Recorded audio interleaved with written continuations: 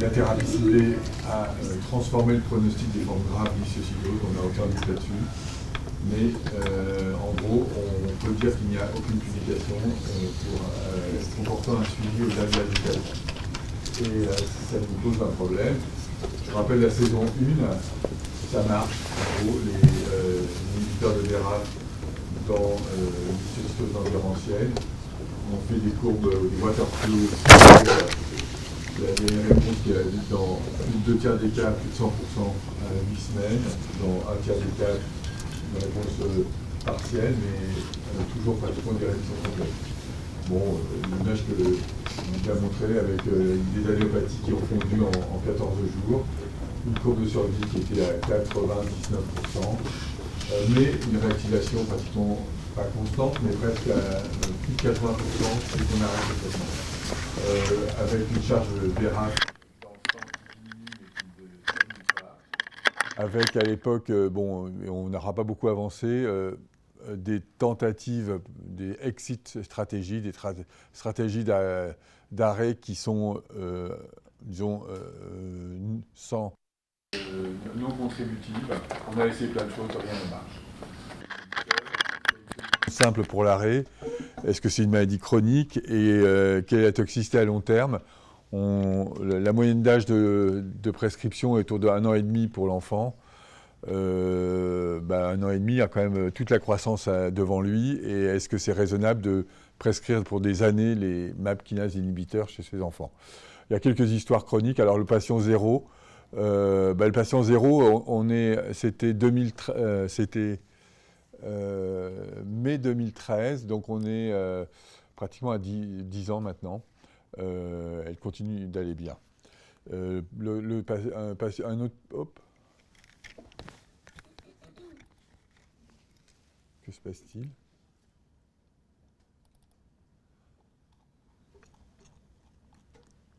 Bon, un autre patient que j'ai mis numéro 2, mais peu importe, c'est une histiocytose à la naissance, donc c'est un bébé qu'on a traité pratiquement... alors on ne l'a pas traité le premier jour de la vie, on a tenté les corticoïdes, on a tenté quelques VLB, on l'a traité à 2 mois de vie, VMU 20 mg kg, on arrête, ça rechute, on reprend le VMU, ça marche, on tente d'arrêter en se disant on va faire une tentative de sevrage, et puis au moment où on veut arrêter, atteinte neurodégénérative assez extensive, remarquable parce qu'il y en a en cervelé et puis en sustentoriel. Cette demoiselle a 4 ans et demi, elle commence à lire, mais elle est très maladroite, elle chute. En 3 mois, on l'avait vue 4 fois aux urgences de Trousseau, elle était fatigable.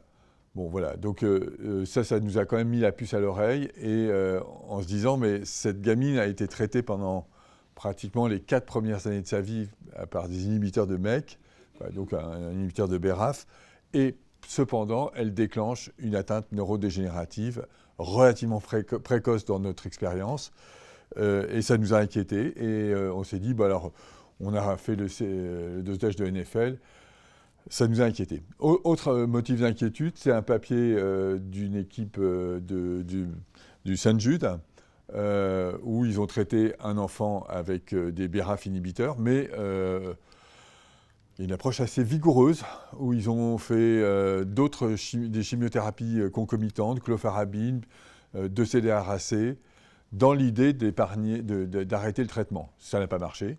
Mais la gamine présente une LAM à l'âge de pratiquement 4 ans. Et on a eu d'autres observations similaires. Et on s'est dit, bon, il faut continuer cette cohorte observationnelle qu'on avait commencée, d'autant plus qu'entre 2013 et 2023, au maximum, il y a 30 enfants inclus dans des essais thérapeutiques. C'est le grand maximum qu'il puisse y avoir. Les critères d'inclusion des essais thérapeutiques sont très stringents. Et particulièrement, on exclut les bébés, qui sont la population qui, pour des tas de raisons épidémiologiques, présente l'atteinte hématologique. Donc on exclut le groupe intéressant dans l'histiocytose ganglion-ancienne de l'enfant. Donc finalement, les cliniciens prennent leurs responsabilités. Ils vont traiter des bébés très malades avec une thérapeutique qui marche très bien. On ne peut pas leur en vouloir, mais par contre, on peut accompagner le mouvement pour savoir qu'est-ce que ça devient. Et c'est ça le but de l'étude observationnelle. C'est grâce à ECHO qu'on peut faire ça. Le problème, c'est que si on veut comprendre la situation, on a besoin de plein de paramètres supplémentaires. On a besoin de savoir quelle est la cible clinique. L'histio est une maladie très compliquée avec certes une atteinte hépato-splénomégalie, mais aussi des cholangies sclérosantes, mais aussi des atteintes pulmonaires, mais aussi parfois d'emblée des atteintes neurodégénératives. Donc c'est compliqué. C'est compliqué en termes de schéma thérapeutique si on a un observationnel. Tout le monde ne fait pas exactement la même chose. Et puis il y a des paramètres liés au patient, à la génétique du patient, sur la pharmacogénétique du patient. Et donc Amine va nous présenter les données sur la PK. Et puis il y a des marqueurs biologiques qui sont intéressants à enregistrer. Donc on a constitué une cohorte, on est maintenant à 264 patients, on l'a rapporté déjà 2 reprises en abstract. Sur ces 264 patients, il y a 240 qui sont des histiocytoses et 20 patients, c'est d'autres diagnostics. Il y a 2 Erdheim, 8 Rosai, 10 Xanto, 4 histiocytoses malignes. La médiane d'âge, c'est 1,4 ans, donc on est vraiment dans la période pédiatrique. Les indications sont majoritairement des formes réfractaires d'histiocytose, RO+, donc atteinte des organes à risque, ou RO-. Et puis, on a d'autres indications. Les atteintes pulmonaires, Dimitri va nous faire un focus là-dessus. Les atteintes neurodégénératives, là aussi, il va falloir qu'on travaille spécifiquement là-dessus. Les cholangites sclérosantes. On a essayé dans les diabètes insipides. Et puis on a dans d'autres maladies. Mais en fait, le gros de la cohorte, c'est les formes réfractaires, en particulier RO+, RO-, qui représentent 184 patients. Les thérapeutiques, alors les schémas thérapeutiques, on avait 162 patients sous VMU, 81 sous Dabra, 1 sous Encorafémib, et puis des anti-MEC, 48 Trama, 48 Cobi, 1 Binimetemib. Les médianes de traitement de 3,4 ans. Et ça représentait un total de presque 900 personnes années, dont 700 dans les réfractaires. Alors, le choix de la molécule, il dépendait du clinicien, il dépendait de la biologie, du statut moléculaire du patient. C'est forcément très compliqué, mais on peut retenir que dans les formes à court terme, short-term response, la réponse aux inhibiteurs, elle est très favorable dans les histiocytoses réfractaires RO+, RO-. Mais il y a quelques échecs dans les formes RO+. Il y a des échecs parce que le clinicien était peut-être un peu impatient et il a traité et il espérait avoir une réponse à DJ3. Et il y a une majoration de la symptomatologie, il arrête le traitement, le patient flambe à l'arrêt du traitement, le patient est mort. Il y a 4 décès que je détaillerai un tout petit peu plus loin. Dans les formes RO-, c'est assez simple, il y a pratiquement 80% de complète rémission. Il y a des réponses partielles, mais c'est très compliqué parce que dans les RO-, c'est des atteintes osseuses et des fois on garde une cicatrice. Le poumon, Dimitri va détailler. Dans les atteintes neurodégénératives aussi, on va détailler plus loin. Dans les cholangies sclérosantes, c'est très simple, ça ne marche jamais. En tout cas, chez l'enfant, on n'est pas arrivé à réverser une cholangie sclérosante installée. Le diabète insipide, ça ne marche pas du tout. Voilà. Et dans les autres maladies, Erdheim-Chester, Rosai-Dorfman et Xanthogralum, ça marche. Mais dans les histiocytoses malignes, ça ne marche pas. Mais le gros de notre étude, c'est quand même sur les formes, les RO+, RO- réfractaires d'histiocytose langerhansienne. Les effets indésirables, pour aller aussi rapidement, il y a des effets indésirables très courants et pas très agressifs, qui sont les éruptions cutanées sous VMU. 80% des patients sous VMU ont une éruption cutanée, une photosensibilité. Cette proportion est moindre sous Dabra. Sous Dabra, on a beaucoup plus de douleurs osseuses. On a des effets indésirables sévères, mais qui sont relativement exceptionnels. Rétinite et uvéite, on en a eu 3. Une myocardiopathie, 1. Un malaise sévère, mais on ne l'a pas expliqué pour un patient sous VMU. Et puis, il y a eu 3 patients qui sont décédés sous MAP kinase inhibiteur. Il y en a un, il est clairement lié à la maladie, mais probablement parce que le traitement a été arrêté de façon inconsidérée. Et les 2 autres décès sont liés à des associations de traitements Bon, on ne peut pas mesurer exactement le poids de la chimio avec les MAP kinase inhibiteurs, mais on a l'impression que ça peut être délétère. On a eu 3 patients qui ont des myélodysplasies.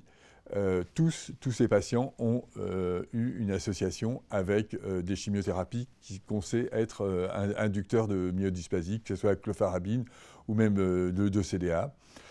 Voilà, ça fait 9 décès dans cette cohorte. Alors 3 sur les 4 dans les histiocytoses malignes, donc 6 dans les histiocytoses. Dans les histiocytoses, il y a un patient qui a une atteinte neurodégénérative qui va décéder. Il a eu une très courte période de traitement, il avait mal toléré ce traitement et il est décédé de son histiocytose 2 ans après la fin de cette tentative de traitement. Et il y a 5 patients qui ont des maladies RO+, qui vont décéder. Un, l'échec primaire, dont j'ai déjà parlé. Un, myélodysplasie. Un, alors, qui était sous cobiméthémie, mais on ne sait pas s'il a arrêté le traitement ou s'il y a une hémorragie. En tout cas, il est mort d'hémorragie pendant le traitement Cobi à domicile et il n'y a pas eu d'autopsie, on ne sait pas exactement la cause. Et puis il y a 2 patients qui sont clairement décédés d'une toxicité plutôt de la chimiothérapie dans une association combi chimio MAP kinase inhibiteur. Voilà, ça fait une courbe de survie qui est quand même, pour des patients quand même très graves, je pense qu'en oncologie c'est relativement acceptable. 100% de survie dans les RO-, et on est à 98% pour les RO+ réfractaires. Bon, c'est pas mal, mais bon, ça ne résume pas le problème. Alors, le suivi à long terme, alors là j'ai mis les dates de suivi pour tous les patients, avec la ligne qui représente les 4 ans de suivi. Donc il y a quand même un petit bout de patients qui ont un suivi suffisant, mais ça ne fait pas beaucoup finalement. Ça fait un bon tiers ou 40% des patients. Alors, il y a exactement 81 patients qui ont plus de 4 ans de suivi. Et sur ces 81 patients, 23 on a pu arrêter le traitement uniquement, et 58 sont encore sous traitement. Parmi ceux chez qui on a pu arrêter le traitement, il y en a 21 qui avaient reçu que des MAP kinase inhibiteurs. Un a une greffe de moelle pour une myélodysplasie et il est en rémission. Et il y en a un qui a eu une greffe de moelle qui est en arrêt de traitement, mais il a une atteinte neurodégénérative qui est évolutive. Et les autres patients qui sont encore sous thérapie ciblée, on doit citer qu'il y a... alors, il y en a... Non, pas, je crois que, excusez-moi, il y en avait 2 qui sont après greffe de moelle. Donc la greffe de moelle n'a rien fait. 8 après clofarabine ou 2-CDA racé ou 2-CDA. Ça n'a pas été suffisant. 15 après Velbé purinétol. 15 sont uniquement sous un MAP kinase inhibiteur et 19 sous plusieurs MAP kinase inhibiteurs. On n'a pas l'impression qu'émerge de ces données une solution simple pour la fin du traitement. Tout le monde essaye plein de combinaisons. Il y en a qui marchent, il y en a qui ne marchent pas. Mais au-delà de 4 ans, on ne sait pas trop quoi faire. Par contre, il y a un élément qu'on détecte avec cette série, c'est qu'on a donc 184 patients qui sont réfractaires, histiocytose. On a des suivis avec des IRM pour 104 patients. Et 6 avaient des signes neuro, mais sur ces 104 patients, on a 46 IRM avec une atteinte neurodégénérative. Donc ça fait une courbe de progression de l'atteinte neurodégénérative qui est relativement impressionnante. On n'a pas du tout ce type de courbe dans l'histiocytose langerhans classique. Au début, on s'est dit c'est parce qu'on a un tout petit échantillon. Maintenant, on est à 104 patients évalués sur 184. On a un peu plus que la moitié des patients qui sont évalués avec des IRM au long cours. La tendance, elle n'est pas à la baisse. Et bien sûr, c'est peut-être trop tôt pour dire quel est exactement le pourcentage d'atteinte neurodégénérative, mais il est au moins supérieur à 30% d'atteinte neurodégénérative chez des patients traités au long cours par des MAP kinase inhibiteurs. Et ça, c'est un énorme problème. Donc, si je vais faire une conclusion sur ce topo et sur cette étude qui est encore en cours, au sens où on a encore des données qui sont en train de revenir, qui est très très multicentrique. Hein. J'ai passé ça à toute vitesse, mais donc les patients ils viennent de toute l'Europe. Ils viennent aussi du sud de l'Europe. Les collègues argentins participent à notre étude. Donc c'est quand même une grosse série. Bon, on peut dire qu'il n'y a pas vraiment d'exit stratégie qui émerge de tout ça. C'est pas monothérapie versus association avec des chimios. Pour l'instant, ça ne sort pas de façon évidente, mais peut-être qu'il y a des essais thérapeutiques qui amèneront des choses. La monothérapie reste efficace sur les signes systémiques et la haute fréquence des atteintes neurodégénératives nous pose un énorme problème.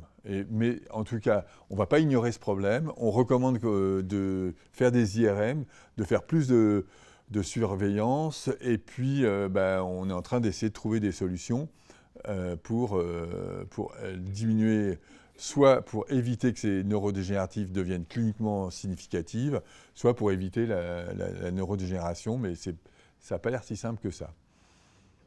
Voilà. Mais j'étais un peu vite peut-être, mais...